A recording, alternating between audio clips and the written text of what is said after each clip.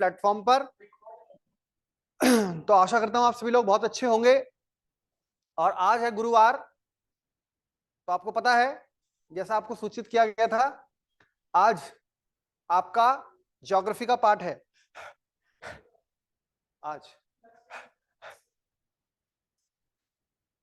बोला तो था मैंने उनको के अंतर्गत 3 चीजों को पढ़ा जाता है, 3 चीजों को ध्यान में देखा जाता है। एक है आपका तापमान, पृथ्वी का तापमान टेम्परेचर, दूसरा दाब, वायु दाब प्रेशर, तीसरा आर्द्रता। आर्द्रता, आर्द्रता आप समझते हैं, आर्द्रता यानी ह्यूमिडिटी, मॉइस्चर इन एयर, हवा में नमी। ठीक है, तो 3 आयाम पर हम इस पूरे के पूरे यूनिट का अध्ययन करते हैं। बहुत ही इंपॉर्टेंट यूनिट है। तो हम लोगों ने तापमान के संबंध में सारी बातें करी थी, साथ ही साथ हमने इंसोलेशन देखा था। इंसोलेशन यानी सोलर, क्या है ये, सोलर रेडिएशन जो पृथ्वी पर आता है, इनकमिंग सोलर रेडिएशन, उसी को क्या बोलते हैं, इंसोलेशन। इसके बारे में हमने अपनी पिछली क्लासेस में बात की थी, याद कीजिए। हमने हीट बजट देखा था। हम ये भी जानते हैं पृथ्वी का लैटिट्यूड्स जो है, पृथ्वी के जो लॉन्गिट्यूड्स हैं, किस प्रकार से लैटिट्यूड में, निम्न लैटिट्यूड्स में किस प्रकार का तापमान रहता है, वहां सूर्य ताप किस प्रकार से प्राप्त होता है, और जो अपर लैटिट्यूड्स है, ऊपरी लैटिट्यूड, वहां पर सूर्यताप किस प्रकार से प्राप्त होता है। ये बात आपको ध्यान रखनी है। तो देखिएगा सभी लोग जरा, बहुत इंपॉर्टेंट पार्ट है, और जिसने पढ़ा है उसके लिए भी और जिसने नहीं पढ़ा उसके लिए भी। इतनी बात तो सभी जानते हैं कि ये हमारी पृथ्वी है, और इस पृथ्वी को जो 2 भागों में डिवाइड करता है हॉरिजेंटली, उसको क्या बोलते हैं, भूमध्य रेखा। क्या बोलते हैं, भूमध्य रेखा। भूमध्य रेखा के ऊपर का हिस्सा, अपर हाफ, क्या कहलाता है, उत्तरी गोलार्ध। अगर पृथ्वी पूरा एक गोला हिस्सा है, गोल मान ले, अगर आप उसको एक बॉल मान ले, तो ऊपर का हिस्सा है उत्तरी गोलार्ध और नीचे का हिस्सा क्या है, दक्षिणी गोलार्ध। और जो रेखा पृथ्वी को 2 भागों में डिवाइड कर रही है हॉरिजेंटली, हॉरिजेंटली समझ रहे हैं ना, तो वो रेखा को हम क्या बोलते हैं, भूमध्य रेखा। ये भूमध्य रेखा है, ये सभी जानते हैं। इस भूमध्य रेखा से 23.5 डिग्री ऊपर, ये पढ़ा था हमने, क्या थी, कर्क रेखा। इस भूमध्य रेखा से 23.5 डिग्री नीचे ये क्या थी, मकर रेखा। और आप सभी तो पढ़ते आ रहे हैं कि भारत को बीचों बीच काटती है, या भारत को 2 भागों में डिवाइड करती है। कौन सी रेखा इनमें से, 1 2 3 में से कौन सी, ये वाली पहली रेखा, यानी कर्क रेखा। कर्क रेखा भारत को लगभग 2 बराबर भागों में बांटती है। आप बताइए मैडम, कितने राज्यों से पास होती है कर्क रेखा भारत के, 8 राज्यों से। तो कितनी बार प्रश्न आ रखा है, 8 राज्यों से। वो 8 राज्य याद है आपको अब, कि भूल गई आप, थोड़ा थोड़ा याद है, कौन कौन से थे वो। सबसे पहले गुजरात, राजस्थान, मध्य प्रदेश, छत्तीसगढ़, झारखंड, पश्चिम बंगाल, उसके बाद बांग्लादेश जाती है ना, फिर निकलती है त्रिपुरा, फिर बांग्लादेश जाती है, और फिर मिजोरम। तो कितने राज्य हो गए हमारे, 8 राज्य। कौन कौन से, याद रखना है। गुजरात, आपको भी ध्यान रखना है, पीसीए सब जितने भी एग्जाम आ रहे हैं सब में ध्यान रखना है। गुजरात, राजस्थान, एमपी, छत्तीसगढ़, झारखंड, पश्चिम बंगाल, त्रिपुरा, मिजोरम। नॉर्थ ईस्ट के 2 ही राज्य हैं, त्रिपुरा और मिजोरम। ये पूरा क्षेत्र हम जानते हैं, ये वो क्षेत्र है जहां पर सबसे ज्यादा ऊष्मा प्राप्त होती है साल भर। जानते नहीं जानते, ये जो पूरा मैंने ऐसे किया है, इसमें ऊष्मा मिलती है। इसमें हम देखते हैं सन की रेज, सूर्य की किरणें वर्टिकल पड़ती हैं। कैसे पड़ती है, वर्टिकल, यानी कि सीधा सीधा पड़ती है, लंबवत पड़ती है। और यह क्षेत्र बहुत ज्यादा गर्म रहेगा। आयुष, अगर यह क्षेत्र गर्म रहेगा तो हम क्या लिखेंगे, इस क्षेत्र को हम वैसे क्या बोलते हैं, ट्रॉपिकल क्षेत्र। क्या बोलते हैं, ट्रॉपिकल जोन। ट्रॉपिकल जोन, जरा ध्यान से देखिए, ट्रॉपिकल जोन को बोलते हैं हम उष्ण कटिबंधीय क्षेत्र। हिंदी में बोलते हैं उष्ण कटिबंधीय क्षेत्र। क्यों राम बहादुर जी, पढ़ा था हमने। और इस उष्ण कटिबंधीय क्षेत्र में तापमान क्या रहता है, तापमान ज्यादा रहेगा। तापमान ज्यादा रहेगा क्योंकि सूर्य की किरणें यहां पर सीधा सीधा पड़ती हैं। अब ज्योग्राफिकली इक्वेटर ये है 0 डिग्री, लेकिन हम ये जानते हैं कि साल भर में एक जैसी स्थिति नहीं रहती। हम ये भी जानते हैं कि सूर्य उत्तरायण होते हैं और सूर्य दक्षिणायन होते हैं। तो थर्मली हम देखें, ज्योग्राफिकली इक्वेटर ये है, ये 0 डिग्री है, और हम जानते हैं 0 डिग्री पर सूर्य की किरणें साल भर एक जैसा तापमान बना रहता है वहां, क्योंकि बहुत ज्यादा सूर्य की किरणें पड़ती है, सीधा पड़ती है। लेकिन पृथ्वी क्या कर रही है, रिवॉल्व कर रही है अराउंड द सन। तो पृथ्वी की स्थिति सूर्य के सापेक्ष बदलती है। एक समय ऐसा आता है जब उत्तरी गोलार्ध सूर्य के समीप होता है, और उस वक्त जिस दिन सूर्य की किरणें सीधा किस पे पड़ती हैं? कर्क रेखा पर। उस दिन उत्तरी गोलार्ध का सबसे बड़ा दिन होता है, जिसको हम जानते हैं अपने यहां 21 जून के 21 जून को हम योग दिवस के रूप में मनाते हैं। वो उत्तरी गोलार्ध का सबसे बड़ा दिन होता है। यानी उस दिन कर्क रेखा किस तरह से काम कर रही है? भूमध्य रेखा के रूप में काम कर रही है। भूमध्य रेखा ये है, लेकिन पृथ्वी ऐसे टिल्ट है ना 23.5 डिग्री। उस दिन कर्क रेखा पर सूर्य की किरणें क्या पड़ रही है? लंबवत पड़ रही है, सीधी पड़ रही है। तो तापमान सोचे कितना ज्यादा होगा, कितनी गर्मी रहती है 21 जून के आसपास। इसका ठीक उल्टा दिसंबर के महीने में, जब उत्तरी गोलार्ध में ठंड रहती है, उस वक्त दक्षिणी गोलार्ध में यानी कि मकर रेखा जो है वो सूर्य के एकदम सामने रहती है। जैसा आजकल आप देख रहे हैं उत्तर भारत में, अब तो धीरे धीरे देखो हम गर्मी, अब उत्तरायण हो गया ना, अब हम गर्मी की तरफ बढ़ रहे हैं। अब जून का महीना आएगा बहुत गर्म, अब गर्मी की तरफ बढ़ रहे हैं हम। और ये वाला क्षेत्र क्या रहता है इस टाइम, जब यहाँ पे ठंडा रहता है हमारे क्षेत्र में? ऑस्ट्रेलिया बहुत ज्यादा गर्म रहता है, सदर्न हेमिस्फीयर बहुत ज्यादा गर्म रहता है, क्योंकि ये रेखा किसके सामने होती है? सूर्य के सामने होती है। यानी कि साल में एक समय ऐसा आता है जब सूर्य के सामने कर्क रेखा होगी, और एक समय आएगा जब सूर्य के सामने मकर रेखा होगी। वो 22 दिसंबर के आसपास का टाइम होता है, और वो 21 जून के आसपास का टाइम होता है। और ये पूरा क्षेत्र साल भर गर्म क्षेत्र रहता है, इसको हम बोलते हैं ट्रॉपिकल क्षेत्र। तो इस ट्रॉपिकल क्षेत्र में हम देखते हैं तापमान, भाई एक स्टूडेंट आया तो आप मुझे बताइए, तापमान बहुत ज्यादा रहेगा। अगर तापमान ज्यादा रहेगा, अब सोचिए तापमान ज्यादा है तो इस पूरे क्षेत्र में जमीन भी है, इस पूरे क्षेत्र में समुद्र भी है। तापमान ज्यादा है, जरा वो नक्शा देखिए, इसको देखना, इसको ध्यान से समझना। यह है आपका क्या? ग्लोब। हम किस क्षेत्र की बात कर रहे हैं सर? इस क्षेत्र की। ये इक्वेटर है, ये इक्वेटर वाला क्षेत्र, ये जो बड़ी रेखा दिखाई है ये, इसके ऊपर 23.5 डिग्री, इसके नीचे 23.5 डिग्री। ये क्षेत्र ऐसा है जो सूर्य की किरणें जहां पर लगातार पड़ रही हैं। तापमान ज्यादा होगा तो खुद सोचिए, यहाँ की जो जमीन है या यहाँ का जो पानी है वो गर्म होगा। जब वो पानी गर्म होगा तो उसके ऊपर जो हवा है, हवा के मॉलिक्यूल्स वो भी क्या होंगे? गर्म होंगे। कन्वेक्शन हमने पढ़ा था। अब जब वो मॉलिक्यूल्स यानी हवा गर्म होगी तो गर्म हवा एक्सपैंड करती है, फूलती है, आगे खिलती है।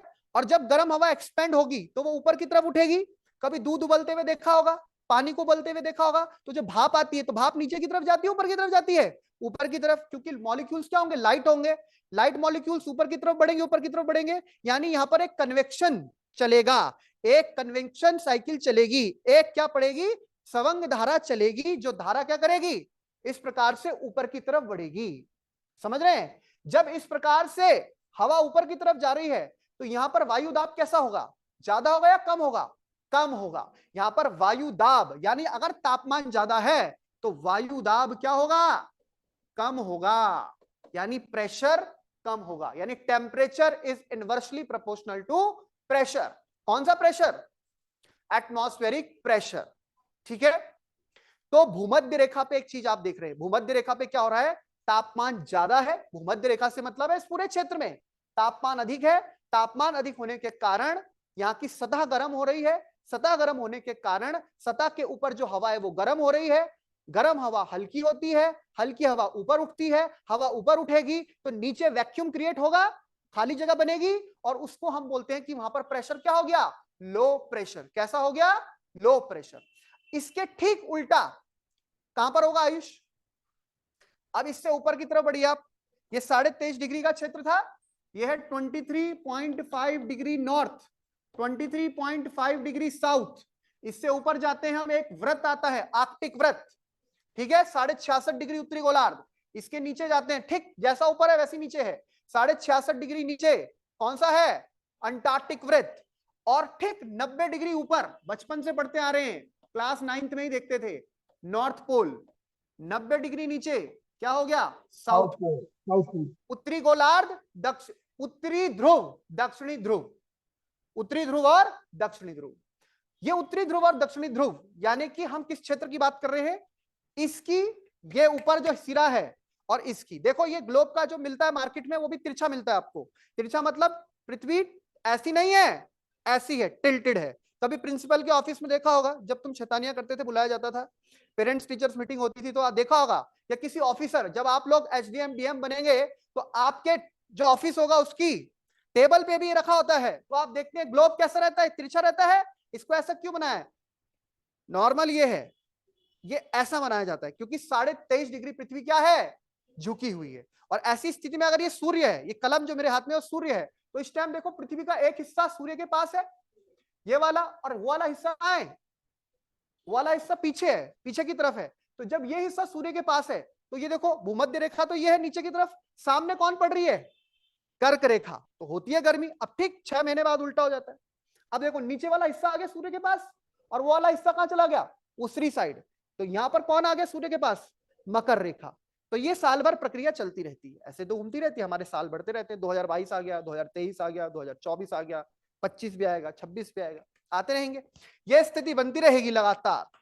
अब हो क्या रहा है, सूर्य पर जो उत्तरी क्षेत्र है और निचला क्षेत्र है, यानी पृथ्वी का जो उत्तरी क्षेत्र और निचला क्षेत्र है, यहां पर सूर्य की किरणें कैसी पड़ती है, क्या सीधी पड़ती है, नहीं, तिरछी पड़ती है, स्लैंट पड़ती है। कैसी पड़ती है, स्लैंट। सीधी कहां पड़ती है, इक्वेटर पे, इक्वेटर के आसपास के क्षेत्र पे।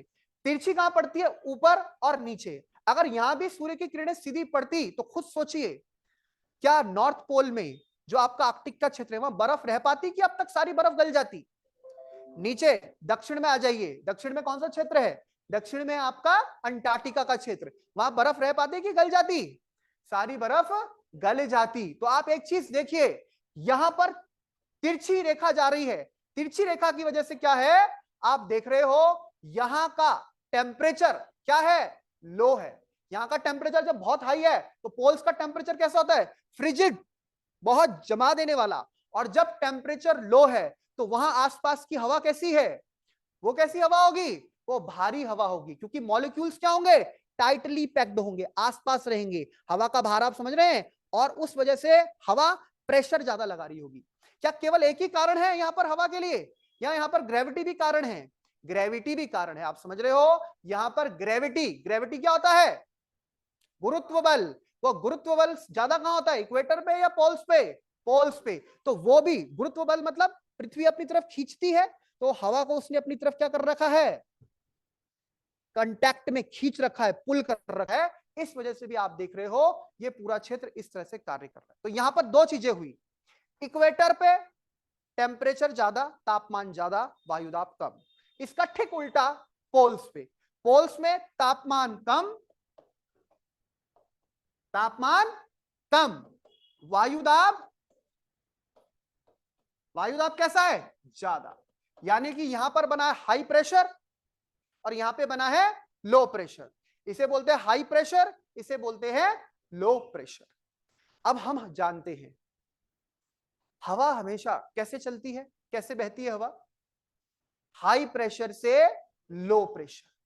क्योंकि कोई भी चीज है वो चाहती है स्टेबिलिटी। आप भी अपनी लाइफ में क्या चाहते हैं, आप क्यों चाहते हैं सरकारी नौकरी, क्यों आप इतना पढ़ रहे हैं, क्यों आपको क्या करना हवा का, आप जाइए घूमिए फिरिए खाइए पीजिए मौज कीजिए, नहीं, क्योंकि आपको पता है वो सब क्षणिक है। हमें चाहिए कि स्टेबिलिटी, स्टेबिलिटी होती है स्थिरता। हर व्यक्ति अपने जीवन में स्थिरता चाहता है, सबका अपना सपना है कि एक अच्छी नौकरी हो, अच्छी सैलरी हो, फिर शादी ब्याह होगी, फिर बच्चे होंगे, फिर तमाम जो जीवन की क्रिया है वो चलेगी, वो तभी तो स्थिरता रहेगी जीवन में।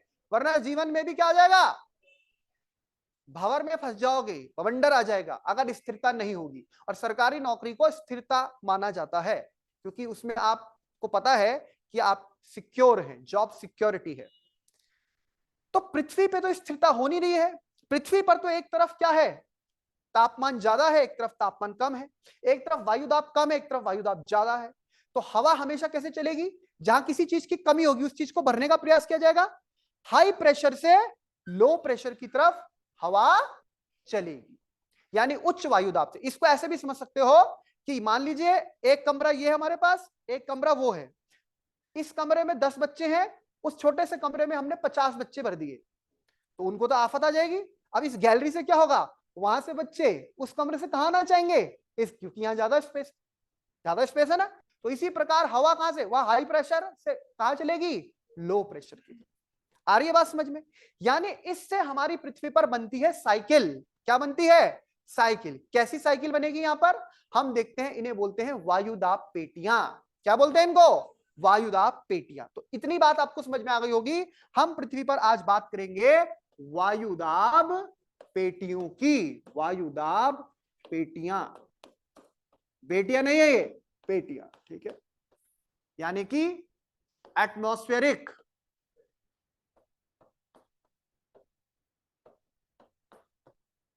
Pressure belts, got it. तो ये तो मैंने थोड़ा हिंट आपको दिया था। सबसे पहले सबसे पीछे जो बीच में बैठे हैं सर, कितनी वायुदाब पेटियां बनती हैं?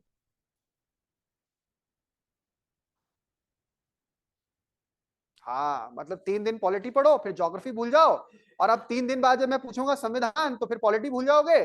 और ये पता है कि सब सब्जेक्ट पढ़ने हमें, ना हमें बाबर को भूलना है, ना हमें वायुदाब को भूलना है, ना हमें जीडीपी को भूलना है। 7, 8, 10, 12 पता नहीं सर कितनी बनती हैं, कितनी बनती है वायुदाब पेटियां? अब आपकी 5 बन रही है, 7 कितनी बनती है? 7 वायुदाब पेटियां, बहुत बढ़िया।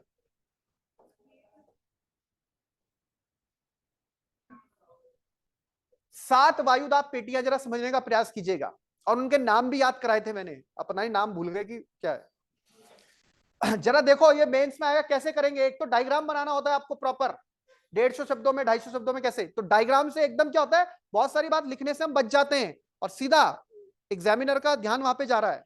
तो आप देखिए, ये है भूमध्य रेखा, ये क्या है? भूमध्य रेखा।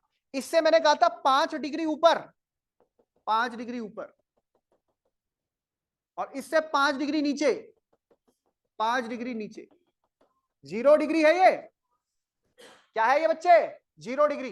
5 डिग्री ऊपर गए, 5 डिग्री नीचे आए, ऊपर गए तो नॉर्थ, इक्वेटर से ऊपर नॉर्थ, उत्तरी गोलार्ध, इक्वेटर से नीचे साउथ। ये पूरा क्षेत्र जो है, कैसा क्षेत्र होगा?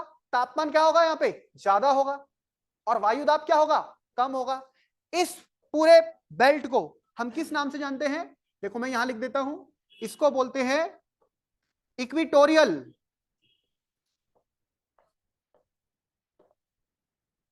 अभी अभी हमने आपको बताया प्रेशर क्या होगा, वायु दाब क्या होगा यहाँ पे? लो। क्यों? क्योंकि तापमान ज्यादा है, तापमान ज्यादा है तो वायु दाब उल्टा रिलेशन है, तो इसे बोलते हैं इक्विटोरियल लो प्रेशर बेल्ट। यानी कि क्या बोलेंगे? भूमध्य या विषुवतीय निम्न, भाई भूमध्य रेखा भी बोलते हैं इसको, विषुवत रेखा भी बोलते हैं, निम्न वायुदाब, मेरे साथ साथ बनाना, पेटी।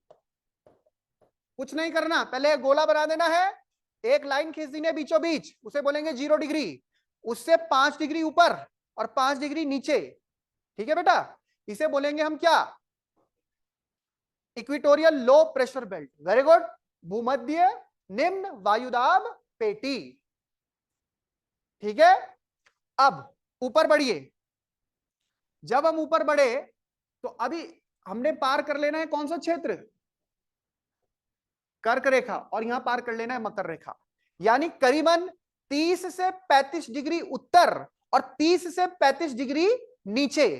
तो जरा ध्यान से देखिए, 30 से 35 डिग्री उत्तर, 30 से 35 डिग्री नीचे साउथ में, समझ रहे हैं? यानी कि 5, 6, 7, 8, 30 आएगा कहीं, 31, 32, 33, 34, 35। वैसे ही यहां पर भी 30, 31, 32, 33, 34, 35। यहां पर आप समझ रहे हो ये कौन सी बेल्ट बन रही है? सब ट्रॉपिकल। अभी ये तो थी आपकी इक्वेटर, इक्वेटर से ऊपर ऊपर गए 23.5, 36 गए, क्या हो गया? ट्रॉपिकल। इसे बोलेंगे सब ट्रॉपिकल। भारत भी सब ट्रॉपिकल जोन में आता है। अब इसका नाम क्या है? मैं लिख रहा हूं यहां पे, सब ट्रॉपिकल। अब ये कैसी प्रेशर बेल्ट है? हमने पढ़ा था सब ट्रॉपिकल हाई प्रेशर बेल्ट। इसके आगे मैंने कर दिया 1, क्योंकि ये यहां पे भी मिलेगी, ठीक ऐसा यहां पे भी तो बनाया मैंने, यहां पे भी लिख देंगे सब ट्रॉपिकल कैसी बेल्ट बच्चे? हाई प्रेशर बेल्ट 2, ठीक है। हिंदी में नाम उपोष्ण या उप उष्ण, उप उष्ण कटिबंधीय। हाई प्रेशर मतलब उच्च वायु दाब पेटी दो, और वैसे ही नाम हिंदी में आप ऊपर भी लिख देंगे। ठीक है, हो गया? यहां तक किसी को कोई दिक्कत? तो ये एक बेल्ट हो गई साहब, ये दूसरी बेल्ट हो गई साहब, ये तीसरी बेल्ट हो गई। ये तो कॉमन बेल्ट है। अब ये बेल्ट उत्तरी गोलार्ध में भी है किसके जैसी, 30 से 35 ऊपर, 30 से 35 नीचे। भाई पता है ना, ये 0 1 2 3 4 करते करते ऐसे 90 डिग्री का एंगल बनता नहीं बनता? अरे भाई गणित पढ़ रखी है ना, तो ये देखते हैं, ये है ऐसे एंगल बनेगा 90 डिग्री का। तो ये 0 डिग्री 1 2 3 4 5 6 7 8 9 10 करते करते करते 90 डिग्री। तो 90 डिग्री ऊपर बनता है, 90 डिग्री नीचे बनता है। समझ रहे आ रही बात? 90 90 180 और 180 180 360, 360 में पूरा सर्कल हो जाता है। ट्रिग्नोमेट्री में हम पढ़ते थे। चलिए इतनी बात क्लियर हो गई। चलिए अब आगे बढ़ जाएंगे, अब ऊपर बढ़ेंगे। फिर ये करीबन 60 से 65 डिग्री, 60 से 65 डिग्री, नीचे भी करीबन 60 से 65 डिग्री। तो 60 से 65 डिग्री साउथ, 60 से 65 डिग्री नॉर्थ। कौन सा क्षेत्र है ये? सब पोलर। कैसा है ये? सब पोलर। तो अब एक चीज देखो, इसका नाम क्या लिखेंगे? नाम भी लिखेंगे। इसका नामकरण कहां करूं? इसका नामकरण करता हूं मैं यहां। देखना ध्यान से, इंपॉर्टेंटली नाम लिखना उसका, सब पोलर। कैसा प्रेशर बनेगा? हाई या लो? लो, लो प्रेशर बेल्ट 1। ठीक इसी प्रकार यहां पर भी क्या लिखेंगे? ये भी सब पोलर क्षेत्र है। सब पोलर। कैसा प्रेशर? Low pressure belt. आ गई बात समझ में? हिंदी में, अब हिंदी का नाम बहुत आसान हो जाता है, सब पोलर उप ध्रुवीय। उप ध्रुवीय, तो एक जगह लिख देता हूं, बाकी आप लिख लोगे खुद। उप ध्रुवीय निम्न वायुदाब पेटी। ठीक है बेटी, निम्न वायुदाब पेटी, इधर भी और ऊपर भी, दोनों तरफ। 60 से 65, 60 से 65। पहले क्या था? 30 से 35, 30 से 35, दोनों तरफ हो गई। कितनी बेल्ट हो गई? 3 तो ये हो गई थी। अब फिर लिख देते हैं सर 4 और 5। अब तो आसान है, अब तो दोनों पोल्स वाली है, एक उत्तरी पोल वाली और एक दक्षिण। अब पोल वाली खुद लिख लो, लिखो ध्रुवीय यानी पोलर। ध्रुवीय कैसा वायुदाब होगा? बहुत ठंडा क्षेत्र है। कैसा होगा? उच्च। कैसा होगा? उच्च। ध्रुवीय उच्च वायुदाब पेटी। और वैसे ही यहां पर ध्रुवीय उच्च वायुदाब पेटी 90 डिग्री पे है ना आसपास। तो ये 85 से 90 का क्षेत्र, तो ये हो गया आपका ऊपर का क्षेत्र। तो कितनी हो गई बेल्ट? 5 6 7। इस प्रकार से पृथ्वी पर 7 वायुदाब पेटियां बनती है। कैसे पढ़ रहे हैं हम? हॉरिजेंटल या वर्टिकल? हॉरिजेंटली हम इन चीजों को देख रहे हैं। आ गई बात समझ में? हॉरिजेंटल समझ रहे हैं ना, क्षैतिज, और एक होता है लंबवत या ऊर्ध्वाधर, तो हम क्षैतिज रूप में देख रहे हैं। इतनी बात समझ में आ गई? यहां तक किसी को कोई कंफ्यूजन? ऑनलाइन ऑफलाइन याद हो जाएंगे इनके नाम? देखो कुछ नहीं करना, पहले तो जिसको समझ में आ गया बहुत अच्छी बात है। कोई व्यक्ति ऐसा भी होता है जो रटना चाहता है, क्या करें कैसे करें, कुछ नहीं। पहले भूमध्य रेखा का तो समझ में आ गया, सर आपने बताया, क्योंकि भूमध्य रेखा में सूर्य की किरणें डायरेक्ट चमकेगी, तापमान ज्यादा होगा, तापमान ज्यादा यानी वायुदाब कम। तो अगर इधर कम है तो कभी भी ऐसा नहीं होगी कम के ऊपर भी कम और कम के नीचे भी कम, तो फिर तो हो जाएगा गम। तो कम से ऊपर ज्यादा, फिर कम ज्यादा। अब आपको ये निम्न उच्च रखने में दिक्कत ना हो इसलिए बता रहा हूं। नीचे इधर क्या बीचों बीच निम्न, निम्न से ऊपर उच्च, फिर निम्न, फिर उच्च। और अब नाम तो उनके क्षेत्र के नाम पे है। ये हो गया विषुवतीय या भूमध्य। फिर ये आपको पता है ये किसके एकदम पास आ रही है, कर्क रेखा के थोड़ा ये ऊपर है, और इधर मकर रेखा के, तो कौन सा हो गया tropical, tropical north, tropical south. आपको प्रेशर पता लग गया। सब पोलर नॉर्थ, सब पोलर साउथ, आपको प्रेशर पता लग गया। पोलर नॉर्थ, पोलर साउथ, आपको प्रेशर पता लग गया। है कोई दिक्कत? हाँ भाई, लेकिन यहां पर अब आएगी दिक्कत। नाम तो हमें याद करना है, नाम याद हो भी जाएगा, लेकिन बात तो असली ये है कि साहब यहां कहीं हाई प्रेशर, कहीं लो प्रेशर, इनके पीछे कौन सा फिनोमिना काम कर रहा है बताओ। कहीं पर तो हाई प्रेशर हो रहा है, कहीं पे लो प्रेशर हो रहा है। क्या टेम्परेचर का रोल है? जी हां, टेम्परेचर का रोल है। क्या 7 की 7 बेल्टों में टेम्परेचर का रोल है? जी सर। अगर 7 की 7 बेल्टों में टेम्परेचर का रोल है तो जरा एक मिनट रुको। हम जब इधर बढ़े, ये तो चलो यहां लो प्रेशर है, ये भी तो क्षेत्र बहुत ठंडा थोड़ा है, थोड़ा गर्म ही क्षेत्र है, लेकिन यहां प्रेशर देखो हाई प्रेशर हो गया। अरे तो ये क्षेत्र तो ठंडा वाला है, यहां प्रेशर लो हो गया। अब ये चीज भी छोड़ो, जो हुआ सो हुआ, हो जाने दो। दूसरी बात समझो, हवा कैसे चलेगी हमेशा? हवा चलेगी हमेशा लो प्रेशर से हाई प्रेशर, यानी हवा इधर से चलनी है, लो प्रेशर ये है, हवा इधर से चलनी है, लो प्रेशर ये है। हवा इधर से चलनी है, हवा इधर से चलनी है। पर हवा चलनी कैसे है? ज्योग्राफी में हवा भी अलग अलग ड्रामेबाज दो तरीके की है।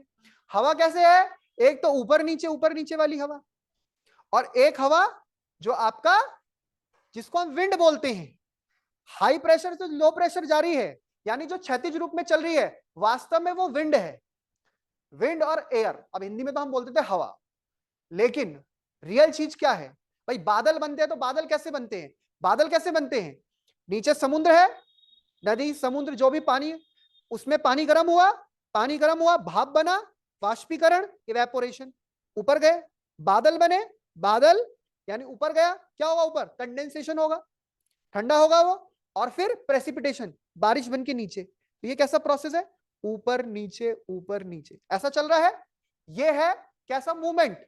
वर्टिकल मूवमेंट, एयर का वर्टिकल मूवमेंट, ऊपर नीचे, यानी जो ऐसे ऊपर जाती है हवा, कन्वेक्शन बनता है वो, कन्वेक्शन सही, संवहन धारा, क्या बोलते हैं उसे? संवहन। लेकिन जब हवा ऐसे चलती है, हाई प्रेशर से लो प्रेशर है, हाई प्रेशर से लो प्रेशर है, उसे बोलते हैं विंड।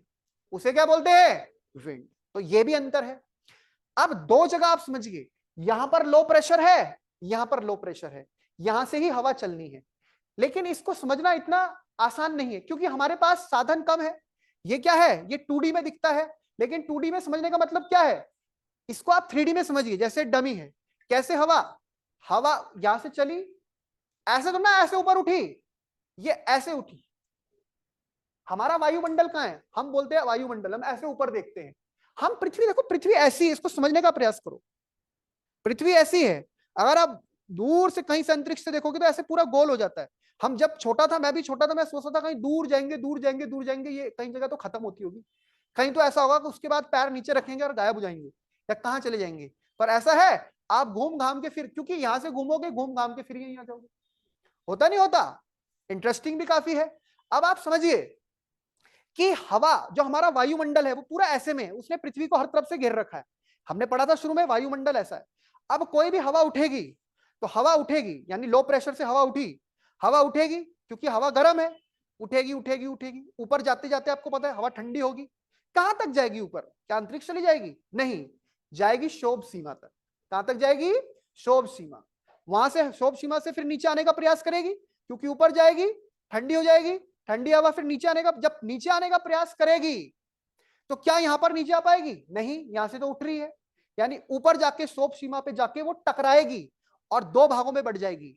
एक इस तरफ जाएगी, एक इस तरफ जाएगी। जब इस तरफ जाएगी, दोनों तरफ जाएगी, ये लो प्रेशर है, यहां से हवा आई, इस तरफ गई, इस तरफ गई, तो इस तरफ भी गिर रही है, इस तरफ भी गिर रही है। दूसरी तरफ ये भी वही क्षेत्र है लो प्रेशर वाला। यहां से भी हवा ऊपर उठी, इस तरफ गिरी, इस तरफ गिरी, इधर से भी हवा इस तरफ गिर रही है, इधर से भी हवा इस तरफ गिर रही है, दोनों तरफ से हवा गिर के ऐसे आ रही है, तो हाई प्रेशर बन रहा है, यहां बन रहा है हाई प्रेशर। समझ रहे हो बात को? दोबारा सुनो, ये हवा भूमध्य रेखा से पकड़ना शुरू करो। सबसे पहले लो प्रेशर वाले क्षेत्र को समझो। भूमध्य रेखा जो है, भूमध्य रेखा में क्या है? प्रेशर कैसा है मैडम? टेम्परेचर ज्यादा है, टेम्परेचर ज्यादा है तो प्रेशर क्या है? कम है। हवा ऊपर उठेगी, अब ऊपर उठेगी थोड़ा ना कि ऊपर कहीं हो ही जाएगी, ऊपर उठेगी जाएगी 12-14 किलोमीटर तक ऊपर जाएगी। ऊपर है क्षोभ सीमा, ट्रोपोपॉज पढ़ी थी हमने, क्षोभ मंडल, फिर हमने पढ़ा था समताप मंडल, फिर मध्य मंडल, फिर आयर मंडल, फिर बहिर्मंडल। याद आ रहा है नहीं आ रहा? आयुष, ओजोन परत किस मंडल में है? समताप मंडल में। किस पे है? समताप मंडल में। अब जब हवा ऊपर चली तो ऊपर क्षोभ सीमा में टकराई, टकराने के बाद डाइविएट, दोनों तरफ क्या हो जाएगी? डेविएट हो जाएगी और नीचे आकर गिरेगी। अब नीचे आकर गिरेगी तो मतलब इसको ऐसे समझ सकते हैं, ये चली हवा, चले जैसे हवाएं सनन सनन, और फिर ये ऐसे ऐसे आने का प्रयास। समझ रहे हो?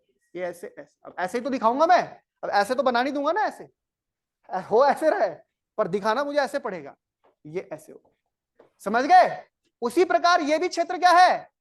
लो प्रेशर वाला। यहां से भी हवा चलेगी, ऊपर उठेगी, फिर नीचे आएगी, फिर दोनों तरफ जाएगी। अब यहां पर इधर से भी आ रही हवा, उधर से भी आ रही है, यानी सब पोलर वाले क्षेत्र से भी आ रही है और इक्वेटर वाले क्षेत्र से भी आ रही है। जब दोनों तरफ से हवा आ रही है तो दोनों हवाओं का क्या लग रहा है? दबाव पड़ रहा है। क्या बन रहा है यहाँ पे? High pressure. तो जैसा एक हेमिस्फीयर में हो रहा है, वैसा ही कहां हो रहा है? दूसरे हेमिस्फीयर में भी हो रहा है, और ये पूरा एक साइकिल बनेगी। अब देखो फिर क्या हुआ, हवा ऊपर उठी, हवा ऊपर उठी, कहां तक पहुंची? क्षोभ मंडल तक, डेविएट हो गई दोनों तरफ। हम एक का पढ़ लेते हैं तो वैसा ही दूसरे में हो रहा है, गई यहां पर, तो वो हवा कहां तक ज्यादा ज्यादा ट्रेवल नहीं कर सकती डिस्टेंस, ठंडी हो रही है, भारी हो रही है, उसे नीचे गिरना है, नीचे उतरना है, लैंडिंग करनी है, 30 से 35 डिग्री आगे तक गई, नीचे मुड़ गई, नीचे मुड़ गई, फिर नीचे आई, नीचे आ गई, कहां गई? इस क्षेत्र में। कौन सा क्षेत्र है ये? कौन सा है? High pressure. ये क्या है? High pressure. ये क्या है? Low pressure. हाई प्रेशर है, फिर हवा हाई प्रेशर से कहां जाएगी? Low pressure. फिर यहां से ऐसे चलेगी, फिर ये ऐसे जाएगी, फिर ऐसे जाएगी, फिर ऐसे जाएगी, फिर ऐसे जाएगी। बन गया एक सेल, सेल बन गया, कोशिका बन गई एक पूरी। ऐसे ही पृथ्वी पर पूरे वायुमंडल में 3 सेल बनते हैं, हैडली सेल, फेरल सेल और पोलर सेल। कंसेप्ट समझ में आ रहा है? Hadley cell, Ferrel cell, polar. ये हैडरी, फेरल ये क्या है? ये वैज्ञानिक है। जैसे बोलते हैं ना प्रोटॉन, इलेक्ट्रॉन, न्यूट्रॉन, नाम पढ़ते रहे ना, चैडविक, रदरफोर्ड, किसने खोजे? ये जो वैज्ञानिक है जिन्होंने इस प्रोसेस के बारे में पता लगाया, उनके नाम पे सेल का नाम रखा गया। अब हम बढ़ रहे हैं डायग्राम की तरफ। तो अब आपको इतनी बात क्लियर हो गई, तो अब आपको कंसेप्ट आसानी से समझ में आ जाएगा। पहले आपको समझना है प्रेशर बेल्ट कैसे बनानी है, फिर आपको टेम्परेचर प्रेशर का कंसेप्ट समझना है, और फिर आपको सेल समझना है। उसके बाद आपका ये पूरा टॉपिक क्या होता है बच्चे? कंप्लीट होता है। तो पहले बताओ, यहां तक चीजें क्लियर हुई? हाँ, तो अब देखो ना, अब यहां पे एक चीज आएगी, टेम्परेचर केवल 3 बेल्ट को प्रभावित कर रहा है। अगर आप रियली देखो तो टेम्परेचर से केवल 3 बेल्ट, 3 बेल्ट ऐसे हैं जो थर्मली इंड्यूस्ड हैं। फिजिक्स पढ़ी है ना आपने, तो आप सब फिजिक्स में एमएससी हैं। थर्मली इंड्यूस्ड, थर्मली मतलब जो कि टेम्परेचर के द्वारा इंड्यूस्ड हैं। वो कौन कौन सी हैं? इक्वेटर और पोलर, नॉर्थ और साउथ वाली, जहां सीधा सीधा टेम्परेचर का फंडा लग रहा है।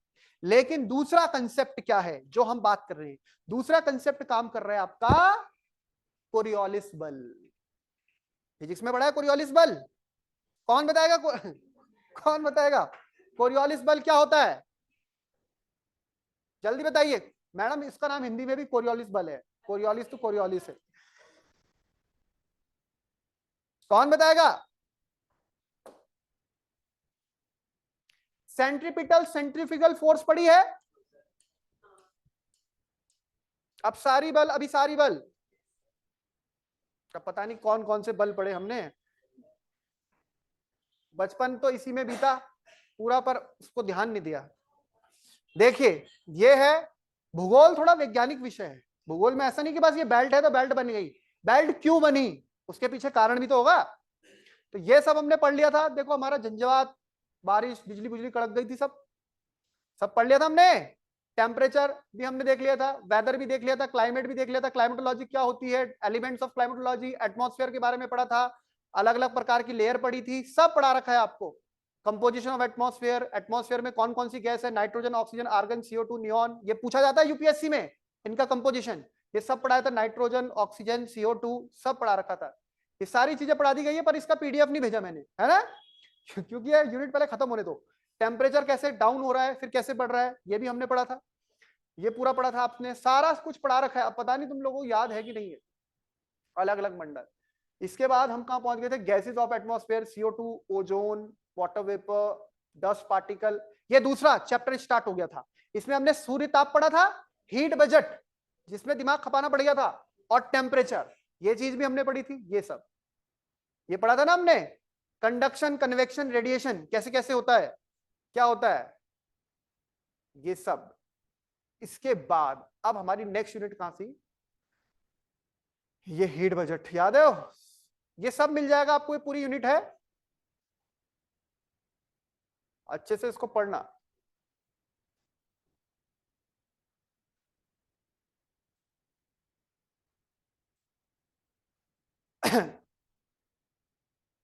कहां जाए, ये वाली यूनिट, वो 2 यूनिट के बाद ये थी तीसरी यूनिट।